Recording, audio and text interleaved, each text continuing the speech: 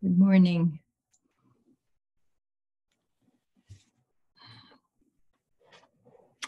In this time, in this great uncertain time, in this deeply challenging time of loss of life, of loss of home, loss of employment, of loss of loved ones, we are unmasked as a nation with our schisms and divides and our isms. In this time, it is so good to be able to see, even in small boxes, our Sangha together, to share this practice, to be able to come together in this way is a great blessing. I'm grateful for it. So this morning I want to speak about a koan number 54 in the book of Serenity. So it's Ungan's Great Compassionate One. And in this koan, there are two Dharma brothers, two monastics of equal rank, so to speak, Ungan and Dogo.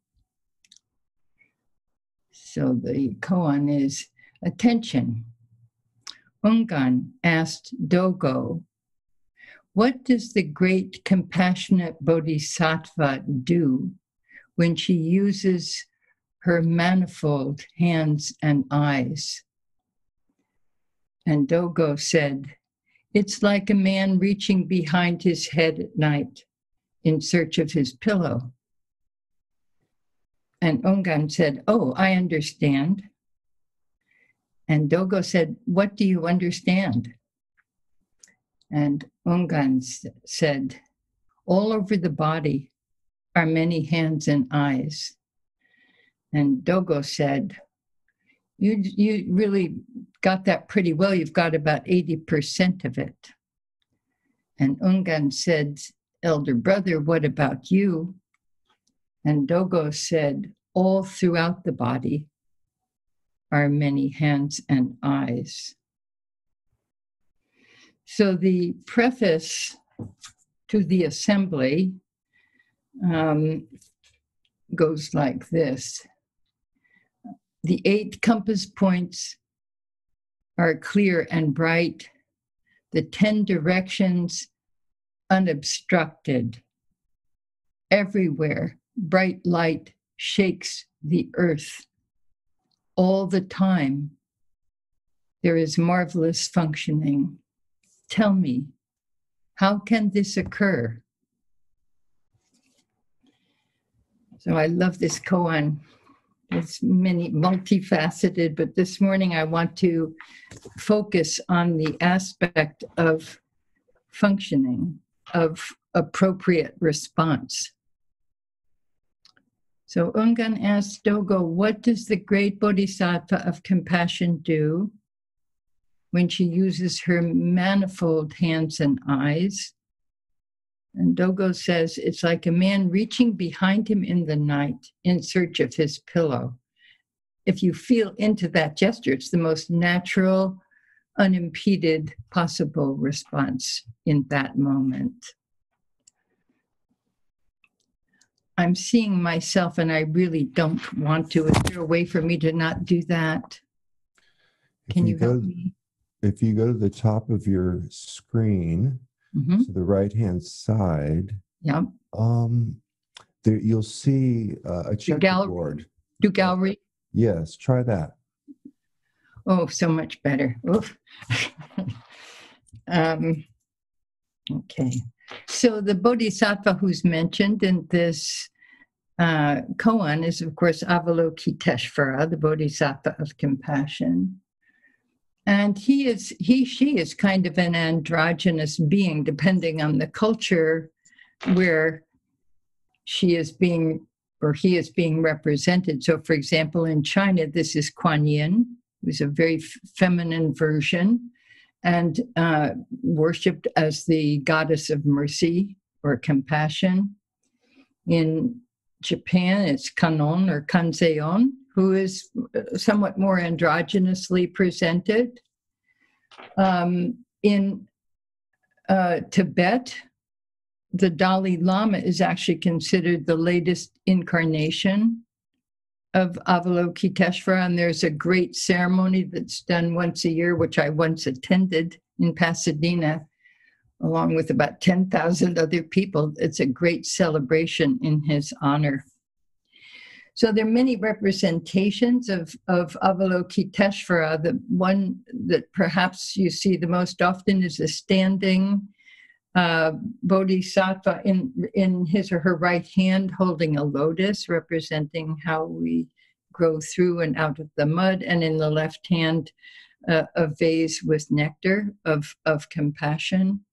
Or sometimes that same type of figure is presented seated in what's called the royal ease pose, with one hand up under the head.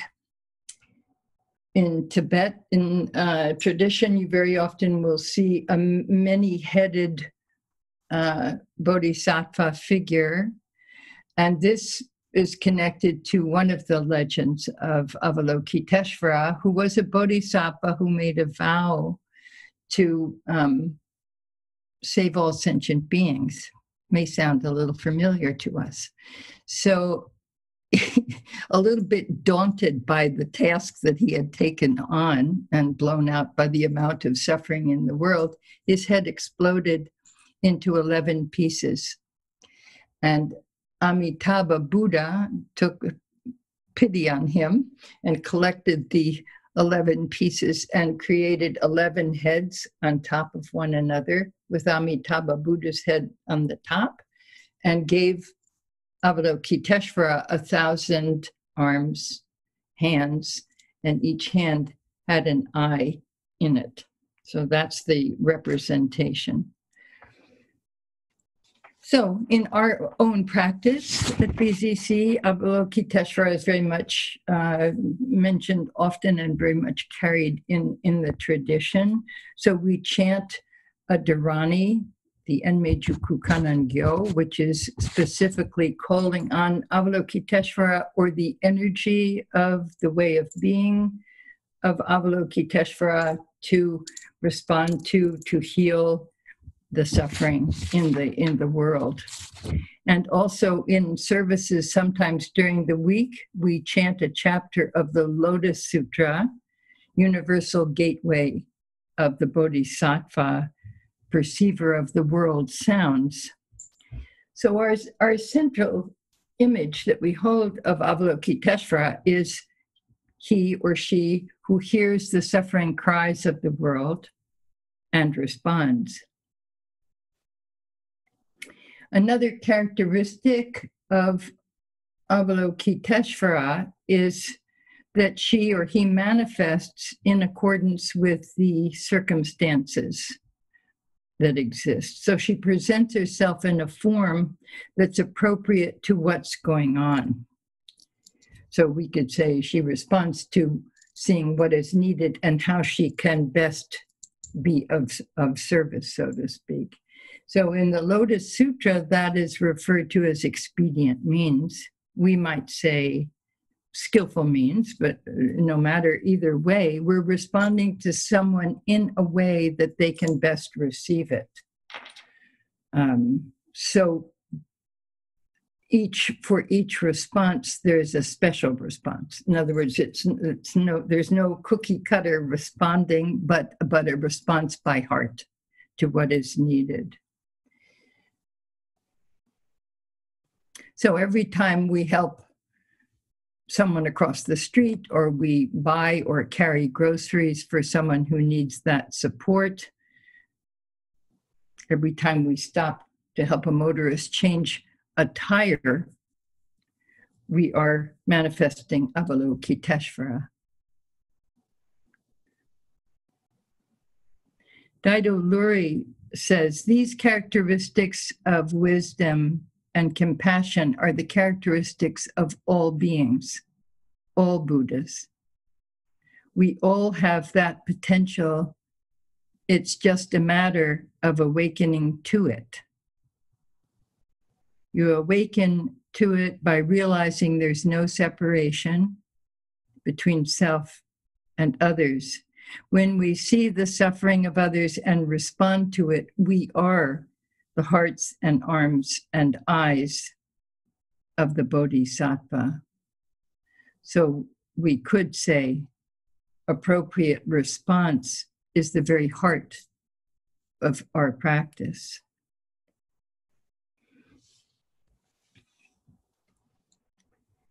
In 1994, Roshi Bernie Glassman and his wife, Jishu Angkyo Holmes, created the Peacemaker Order, which we practice and refer to at the Zen Center often.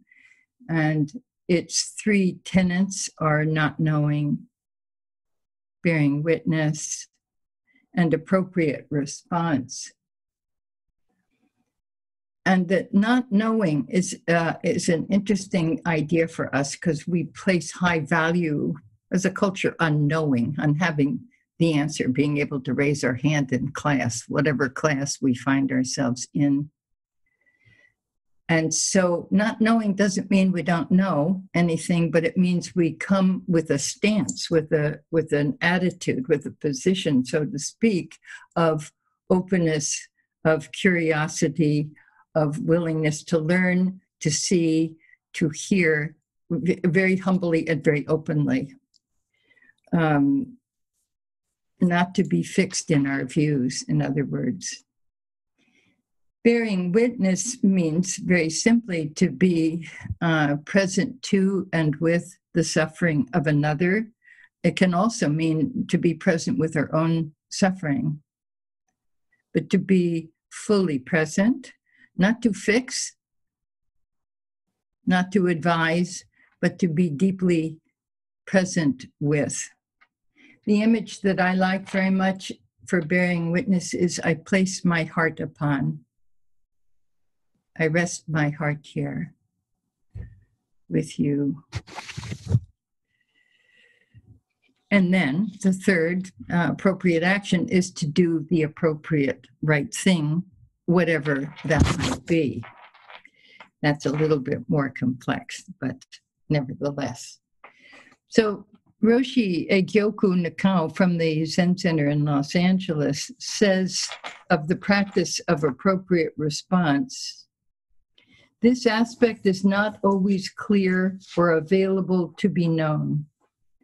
It may be impelled by reasons that are selfish, not serviceable or useful, although we may think they are. It is impossible to predict what the action in any situation will be, or the timetable for when it will arise, or what might result from it. The underlying intention is that the action that arises be a caring action, which serves everyone and everything, including yourself, in the whole situation. End of quote. So we might describe right action as being without self-attachment or without our own personal agendas. Melanie Demoore, whom some of you may have heard of or seen or know, is a former member of the singing group Sweet Honey in the Rock. Wonderful, wonderful group. And Melanie is herself a singer, performer, a composer of music, a teacher of music. I know her through the Threshold choirs, which she helped to form, singing for people at bedsides at the time of their death. She is a woman of color, a long-term social activist, and she uses her music is her way in social action very powerfully.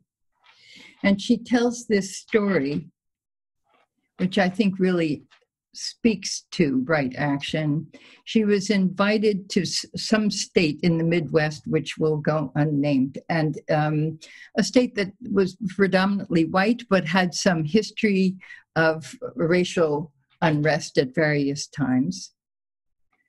And she was invited to conduct music for a family gathering, sort of a group of about 150 members of a family, starting with babies and going to great-great-grandmothers, that were getting together at a campground for a weekend to be together. And their medium was that they were going to sing. And that was Melanie's, of course, her cup of tea. And so she was going to lead them.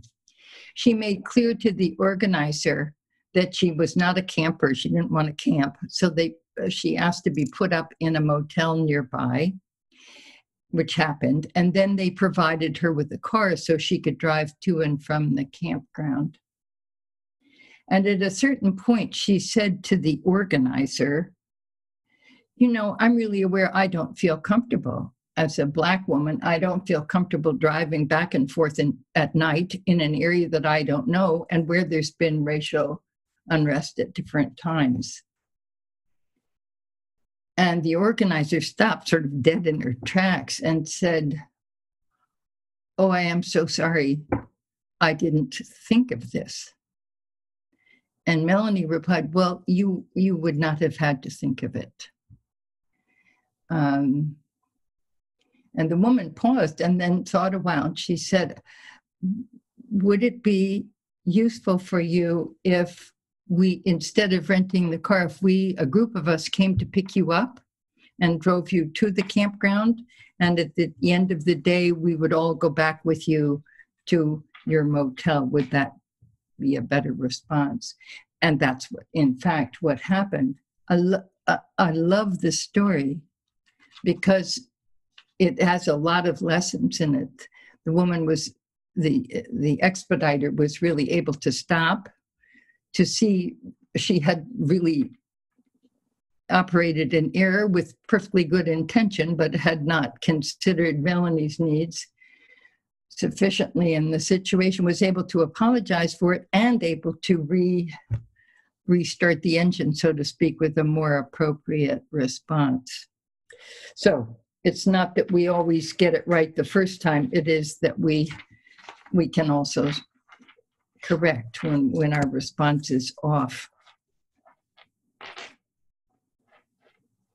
So in our Buddhist tradition, we have a lot of history of speaking truth to power, particularly as Buddhists. So we very often will be found sitting on a sidewalk or on the courthouse steps, or with signs or without signs, protesting or bearing witness to an announcement of war, protesting various kinds of police actions, protesting capital punishment, speaking against nuclear armaments of various kinds. So we have this.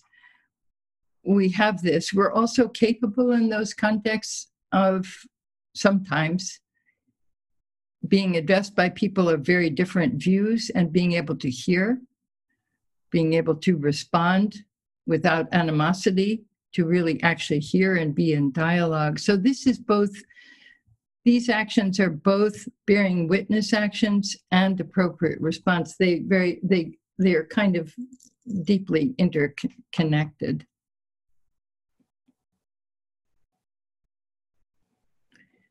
So what are the elements of right response and right action? John Lewis invites us to get into good trouble, which is a phrase I just think is the best thing I've heard in a very long time. Get into good trouble. Wonderful. So obviously, we are in situations all the time where we have to respond immediately. We don't get to step back, meditate, think. We have to step in. If somebody's in cardiac arrest or unable to breathe, we're going to have to start artificial resuscitation. Whether we think we know how to do it or not, we're going to have to do our best. If nobody else is there, we're simply going to have to do it. even if, as we did it, we might be doing the respiration on somebody who has osteoporosis, we could break their sternum as we're giving them that respiration. We have to do our best with what we've got. So these contexts of appropriate immediate action are obvious and requisite. We also have the response over and over. We see this in the world, and we certainly are seeing it now with these horrific fires and acts of nature that are just reflections of climate change, but quite horrific. And people are responding by sending food, by sending money. First responders go in and help as they can. Therapists go in. Specialists in PTSD go in to do counseling. Much is done in an immediate way to really bring support. My feeling about this personally is that this is our natural best nature. As Dido Lurie said it at the beginning, this is actually unimpeded, unhindered. This is simply who we are to respond in this way, like reaching behind our head at night in search of a pillow. It's that natural to respond open-heartedly.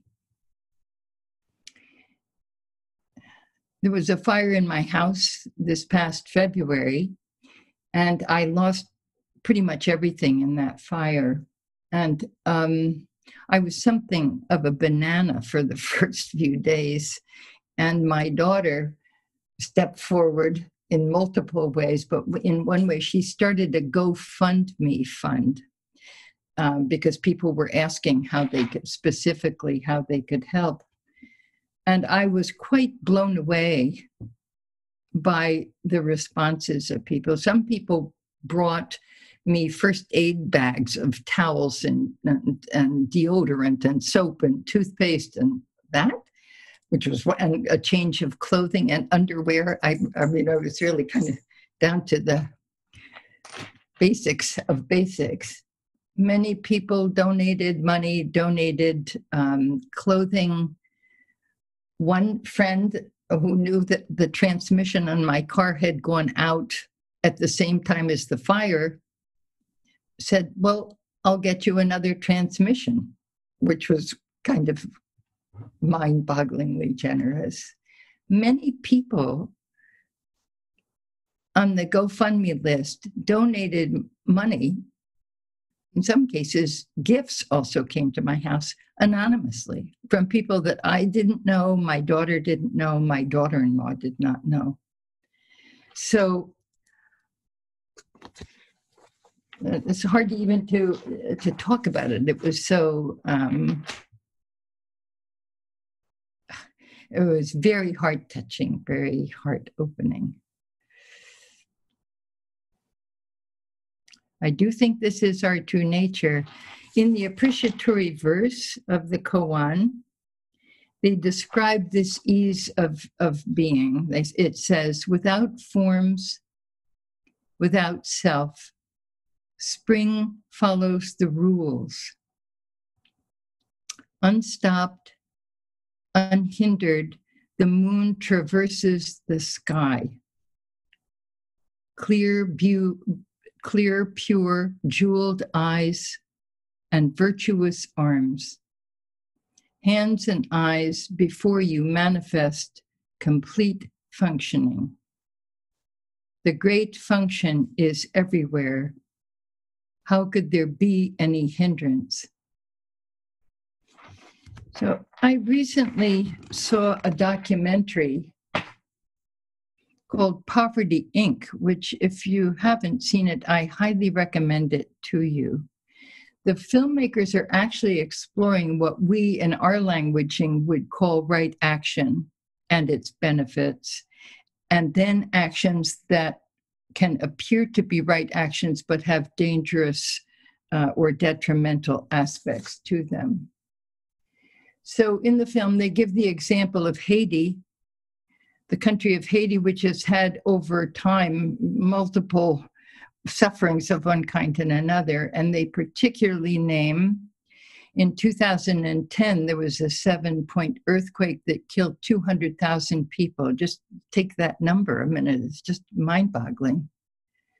200,000 people, and basically flattened the country. All the structures are gone. The infrastructure was gone. The crops were destroyed. It was very devastating. And 7 years later was Hurricane Matthew, which killed over 1,000 people, and once again flattened the newly erected structures and infrastructure. So, as you would imagine, all over the world, responses came from people sending money, sending food. First responders came to the country to help people just set up tents, to have health care be somewhat available for emergencies, to bring water in, etc. Wonderful response, very organic, natural, Avalokiteshvara-esque response. And then what the filmmakers begin to describe is when it moved into chronic help as opposed to immediate and necessary help. So the chronic help, for example, is when a number of non-government organizations, UN organizations, for-profit and non-for-profit groups come into the country to help.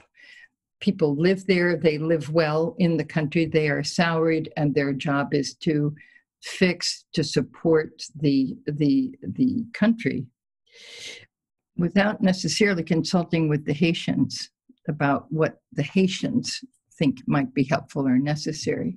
So there were the two examples I'll give, just because I think they illustrate action that has a right intention, but a very different impact.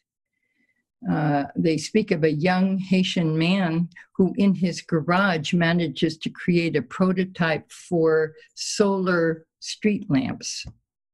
And he is able to start to manufacture them. He gets loans from someplace and starts to manufacture them, and eventually creates a business where he has 8 employees.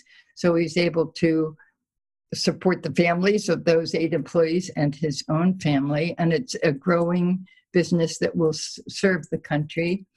And at the same time, a European solar manufacturer donates several $1 million worth of solar equipment, which basically wipes this man's operation out. And it's not quite made clear in the film, but the innuendo is that there was not even an awareness that there were people in the country creating solutions, solar solutions. So there's doesn't appear to be a full conversation. So his business is wiped out. The other example they give is of Haiti is a rice-growing country, and their crops, of course, got decimated. And so they were in the process of replanting the rice, et cetera. So the immediate need was for food at the beginning, but over time, as rice then began to be grown, there was not as much need for the food.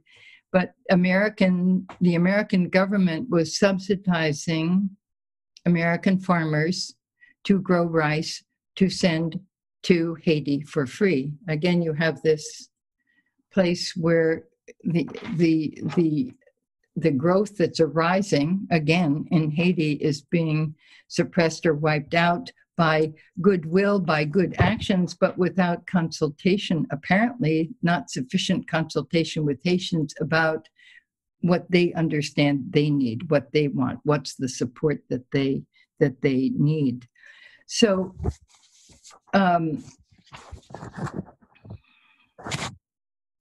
there's this old adage about giving fish as opposed to teaching people how to fish. I think there should be a third part of that adage, which is the Haitians already know how to fish. It's not like they need fishing instruction. They may need some support with certain supplies. They may have certain needs that they have that they can certainly ask for, but it can't be assumed that people from the outside know what the people of Haiti need. And that's what the film is really about. When is the impact of action negative, even if the intention is positive, so to speak? And sometimes there's a sheer profit motive, if we can also say that. So how do we evaluate What is a right response? How can we know this? And I think for me, inherent in the question is we can't always know what is a right response when we take action. So we have to really be willing, I think, to, if we're taking an action, to hear when we're on the wrong track, to get feedback from the people that we're trying to respond to even see if our response is useful, to keep checking that, to not hold on to our old forms and ways as the way to do something or the way other people should be doing it, but rather to hear what people who are on the, quote, the receiving end feel is needed. So when we are talking about right speech, we have these sort of guidelines for right speech of time, place, person, amount. To whom am I speaking? When am I speaking? Is this the right time? Is this the right amount? Is this the right person to whom I'm speaking? Am I the right person to be speaking? Those are some of the guidelines that we use when we think about right speech that can also be applied to, I think, right action. Is this the right time? Is this the right place? How do we do this? Those questions are very useful, as well as what I would call guiding questions, which take it larger. So what is not being seen and heard? If I take it personally, what am I not seeing or hearing in this situation? Which sounds like an oxymoron, because if I were seeing it or hearing it, then that would change my behavior. But it's very useful to ask the question, what am I not seeing or hearing? And then to be quiet, to see if I can allow some kind of knowing to arise in its own time. Who's being left out of the picture? Who am I leaving out in this consideration? What's actually wanted here? And another question might be, from whom do we need information or history or information about previous experiences in this situation? What is being called for? And then I think a really important question, which is probably the hardest one, is what do I need to examine in myself here? That's a hard one, because inevitably we have some agendas and we have some self-servingness in some of our responses. We're just human and we have those, but it's important to ask the question of ourselves so we can release some of those attachments as we go. This really requires a good dose of, for me, a good dose of humility and going back again to not knowing.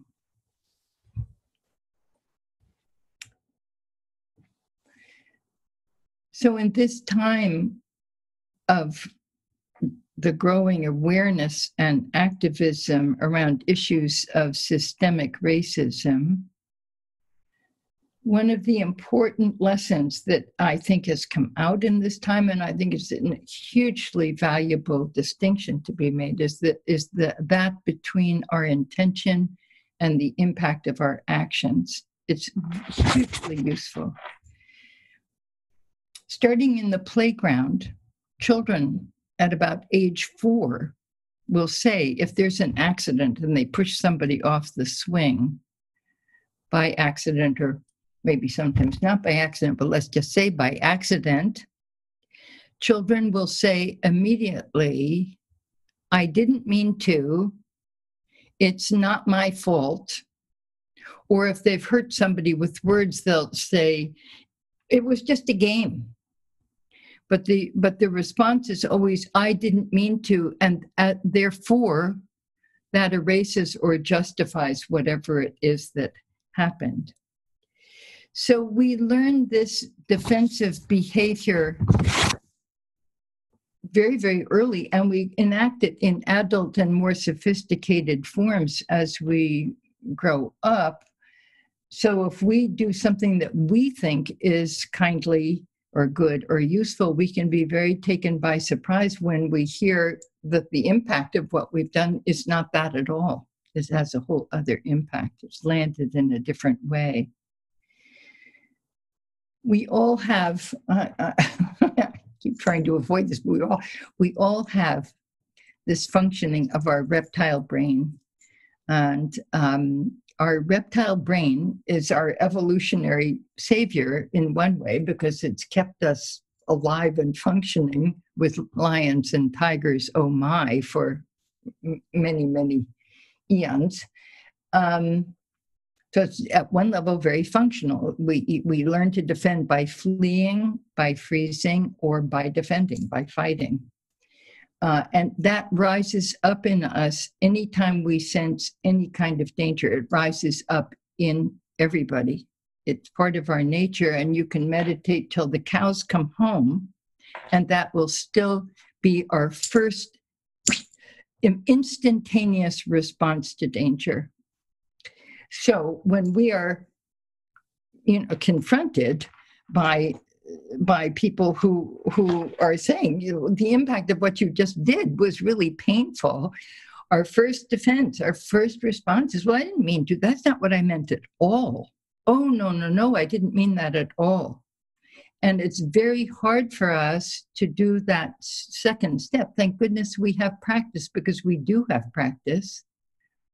And sitting Zazen over years really gives us this gift of being able to feel the animal response, the reptilian defended response, and to learn to actually be able to name or see or feel our heart beating faster, our stomach muscles getting tighter, our jaw firming up, our hands stiffening up, or however each of us does that in our bodies, to be able to notice that and not enact it, but simply to notice it and be with it.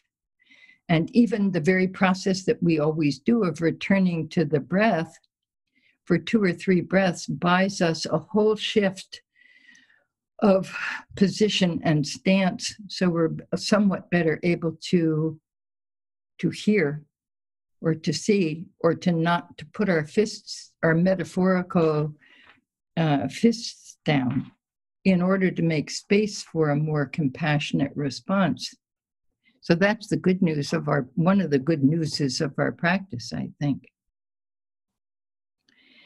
I'm going to try to speed this up a little bit. I wanted to speak of group response. Let me go to that and skip something else I was going to talk about. I was in a group at the Zen Center in Los Angeles called the Many Hands and Eyes.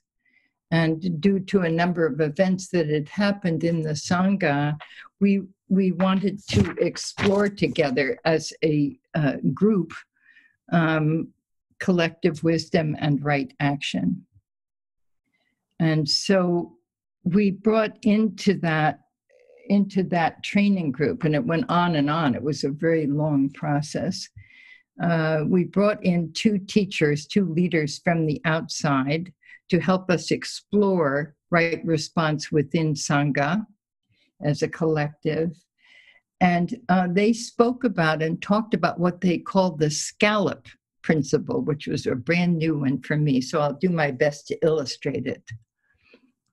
There are different subspecies, I guess, of scallops, but there are some scallops that this is a scallop that have 100 eyes in each of their scallopy places. They have iridescent blue eyes.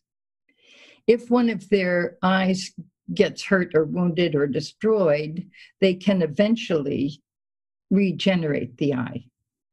But if you see here, each eye has a different perspective out into the ocean. No 2 have the same perspective, just like us. And so the scallop's perspective, he or she has three things in mind.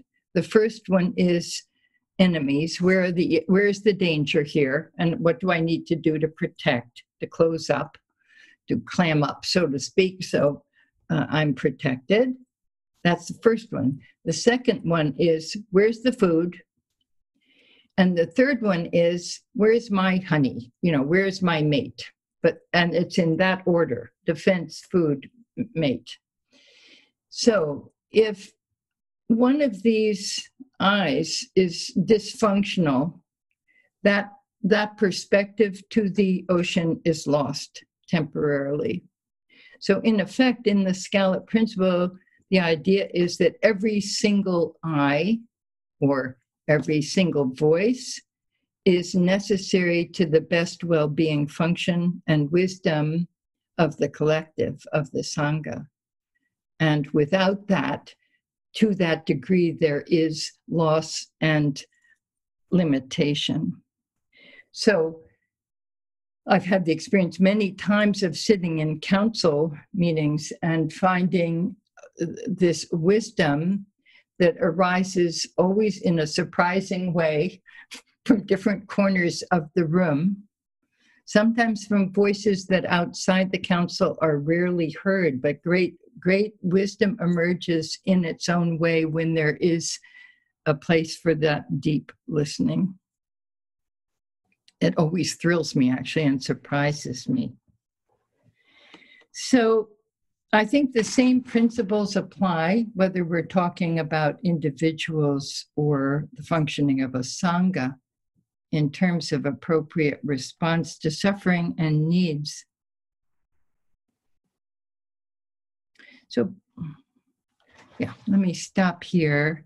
And I want to make time for your questions and your reflections. And I would most particularly love to hear from people who are new or people who don't often speak in the group with your questions and responses. Let me end with this end of the Koan, the appreciatory verse. Hands and eyes before you manifest complete functioning. The great function is everywhere. How could there be any hindrance? Thank you.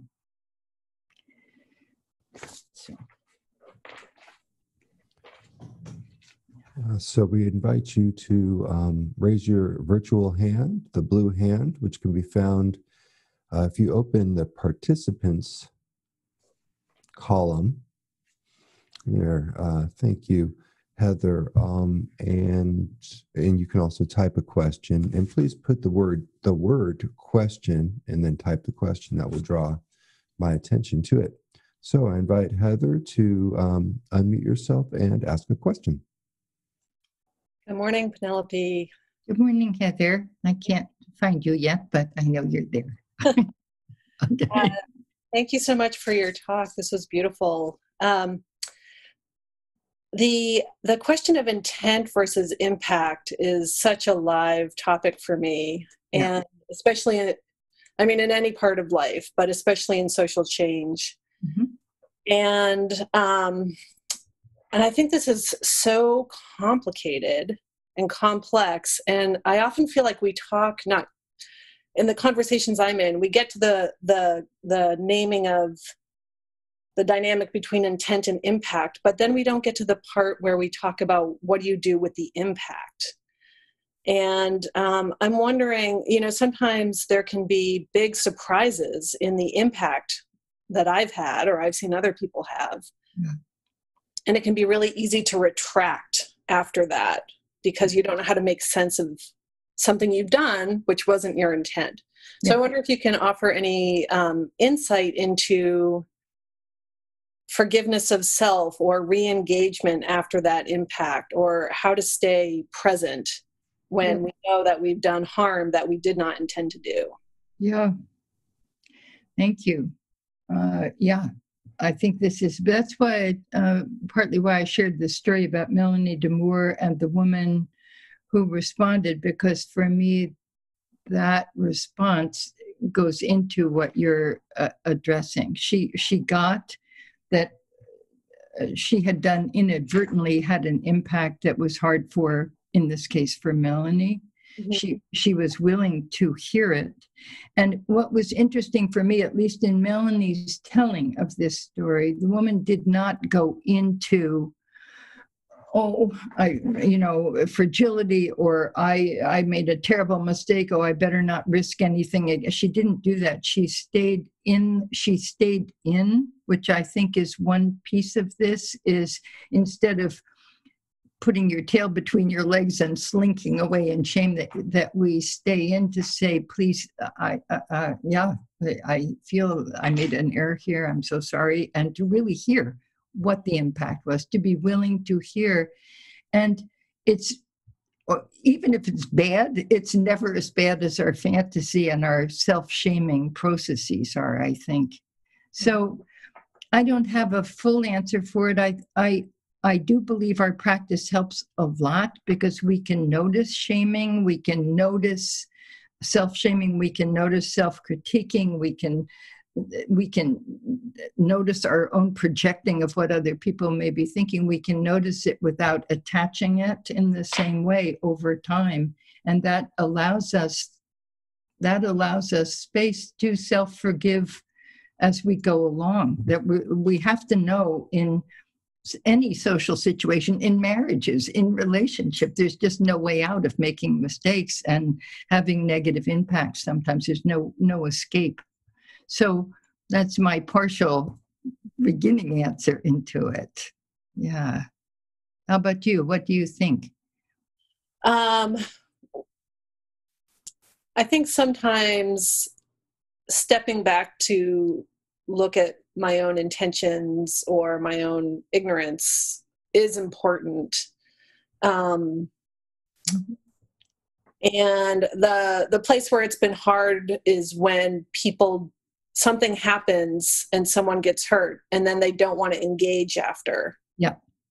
And yes. Knowing what to do with that energy, and knowing that it has something to do with what I did, and it also has something to do with the way they move through the world, and knowing how to engage in that spectrum is a lifelong practice for me. It's a lifelong practice, but I think the issue has to do with willingness. Mm-hmm. Ultimately, with willingness. I will stay here. I will stay here. I won't go away, even if I feel like I might die of discomfort here in this moment. Yeah, that's a first step. Thank you. Thank you. Yeah.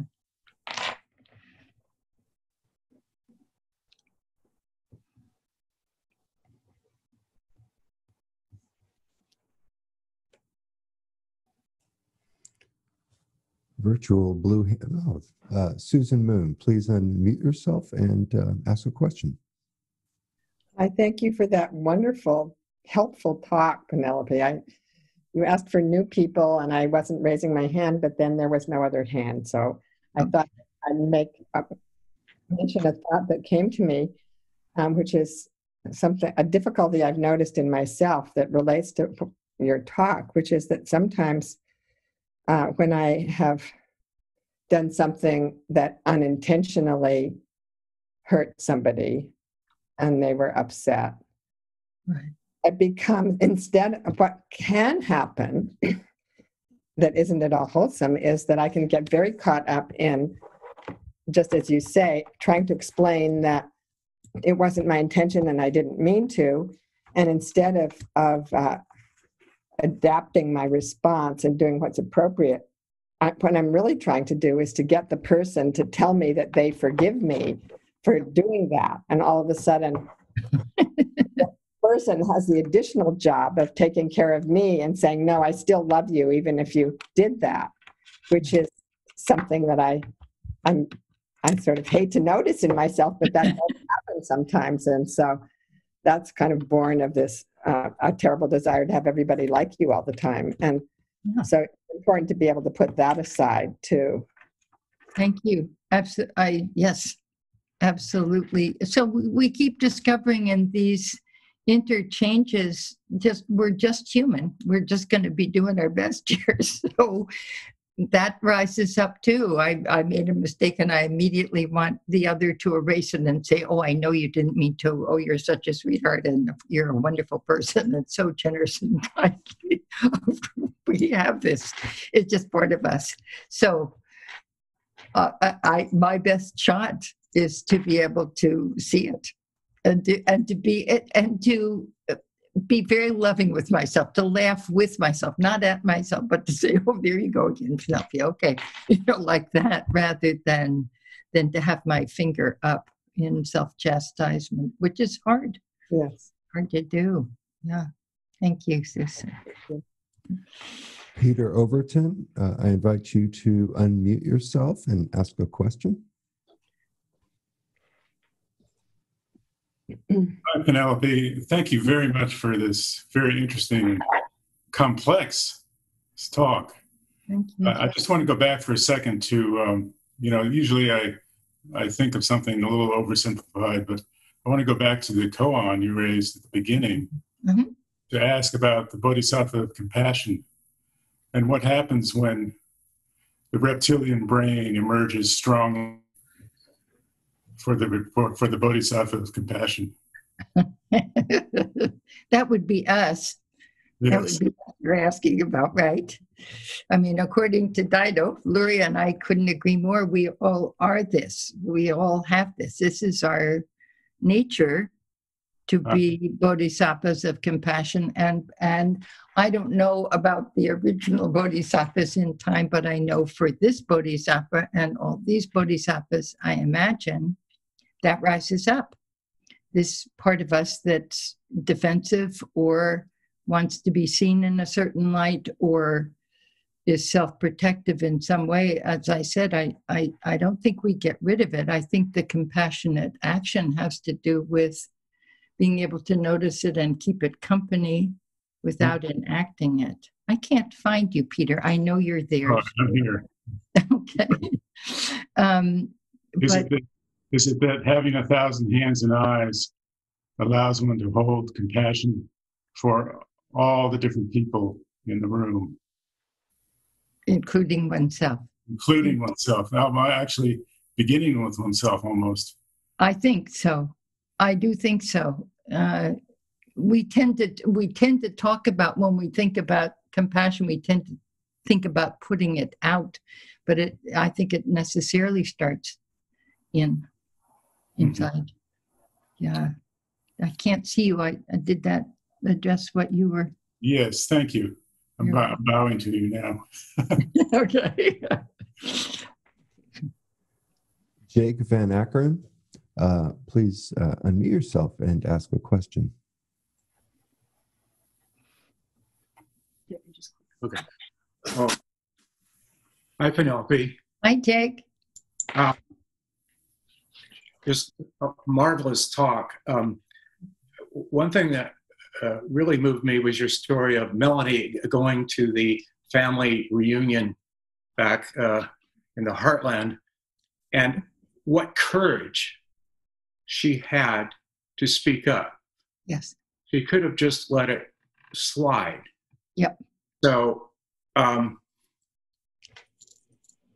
as a former school teacher, 5th and 6th graders, I always was taken by students who would raise their hand and disagree and say, but you're not looking at this to the rest of us. Yes. And I want to just say to you, I remember back in a election session of a couple of years ago, you called me on something. And I think my immediate response was, well, I didn't mean to, but we took it to the next level. And that has certainly deepened our relationship. And I feel much closer to you for your doing that. And so my question is, how can we, in our group, our Sangha, encourage people to say, but wait a minute, as Melanie did in that group? Thanks. Yeah. Well, big question. I think it's a muscle that maybe we elaborate over time, But the story that rises up is, and this is told in so many different community settings, but of the person in the Sangha or in the collective who's a total pain in the neck and is always being provocative and asking something that nobody else sees and just waving their hand in the air. And finally, they feel so much the censure of the community that they're about to leave, and they're just at the gate, and the abbot or the teacher or the whoever it is races after them to say, no, please don't leave. We need you. And I think that's the scallop. That perspective is requisite, and we suffer when we don't have it, even when it's a pain in the neck. So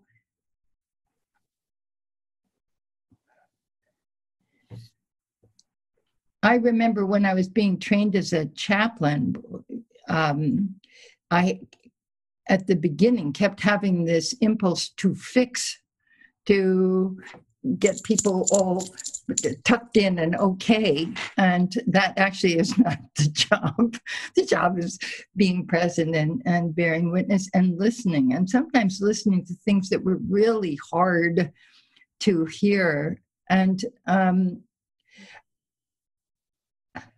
I guess I'm sustained personally by the notion that I really do have this is a personal belief that we all are inherently Avalokiteshvara. I really have that. I think we have this capacity for Manjushri and Avalokiteshvara, both. And we have to practice it as a Sangha to do it. I would wish in our Sangha we had more councils. I love counsel as a form. It allows the Sangha to speak in transparent ways without correction, without any form of hierarchy, and it really allows for wisdom to emerge from very surprising places. So that's it. That's one of the ways I think we can invite wisdoms that may be uncomfortable for us to hear. I just lost you, Jake, but is that, there you are. Does that come? Yes. Yeah. Thank you for your wisdom. Nice to see you. Thank you. Okay, well, we seem to be coming to the end. There's one more on my screen. Is Hiko? Can we do we have time for that or no? We can, but first I'd like to, if we do have time, Koan, Ed Herzog had a question. We were back and forthing. Okay. That's the word. If you please ask a question, Ed. Sure. Thank you, Penelope, so much for your talk. You're welcome. I work with family members whose loved ones hear voices and have other extreme experiences. And one of the hardest things for them to do is to just be with their own response instead of acting out of fear and anxiety, which I did many years ago.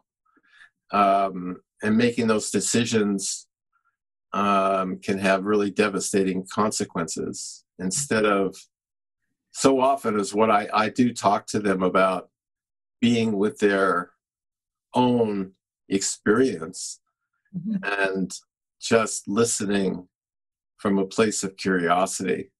And I didn't realize I was acting out of what you've just been talking about. So thank you very much. Thank you for your wisdom on it. Yeah, wonderful. Thanks. And finally, I'd like to invite Heiko to unmute yourself and ask a question. Thank you for a wonderful talk, Penelope. Luminous heart. My question is actually based on, I guess, kind of a misinterpretation of this koan that I took from the very beginning, which was calling on Avalokiteshvara is like reaching for our pillow. We know we will find it. Now, I understand from what you've just said that's completely backwards, and I'm that guy who's always doing that. So just the same, I'm very enriched by, and it sort of plugs into all that you've been talking about, how we have the capacity if we reach for Avalokitesvara to generate our response. That is to say, knowing not self, and yet reaching for an answer that is not contained in us. This is a special kind of reaching that I think you were going for, but it is not. My take has always been, I don't have an answer, so I'm going to reach. Uh-huh. And the idea that we can always reach, or that all the hands of Avalokitesvara have an answer for us, isn't so much of the attraction or the solution that I came to, again backwards, as we can empty our mind and stand before a call for response and give it. Mm-hmm. And it's more brave than risking ego, putting up something you know. It's more brave than that, because you're saying something you don't even maybe understand. This is speaking from not self in my own sort of, confused way. So the question I have is, when we reach for the pillow, going to the koan, is it that we're reaching ourselves for a way to help? Or can you look at it that way? Or is it that we are always going to find help? How would you say? I think I hear that gesture as a portrayal of what's being spoken of throughout the koan as natural functioning. When we're in bed at night and our head shifts or whatever it is, we organically reach behind us to find our pillow. It's an organic, natural response. And so when we are unimpeded, my take on this is that when we are unimpeded by our ego, by our fear, by our whatever else is possibly in the way, we organically are manifesting Avalokitesvara. We're organic in a very small, that's a small example of a larger thing. We're organically responding appropriately. It's appropriate function. I'm not quite sure I got at I'm not quite sure of your question, Hiko. That sounds like what I'm saying. I think, having come to it from such an odd place, I wasn't sure but it sounds exactly like what I mean. Okay. Can we do Deb before we go? Deb Self? Deb Self, I invite you to unmute yourself and ask a question. Maybe this can be the last one. Luminous Heart, thank you. And I'm sorry, I only have a name on my box because my camera is broken. Oh, okay. Thank you for the talk. One thought that just came to me was that reaching out and helping others may be as easeful as reaching out and caring for our own next needs. But that's not what I was going to say. The scallop metaphor is so helpful and provocative to me in leading this new nonprofit where I am, where we are working so hard on diversity and more inclusive community service. Mm-hmm. And I have a new diversity manager who challenged me this week, as I was saying, but how do we figure out how to serve better the 14,000 students of color who are all white, mostly white organization is tasked with serving? How do we set up our evaluation and questions about how we can do this better? And she simply said, well, we have to be more diverse before we can even know.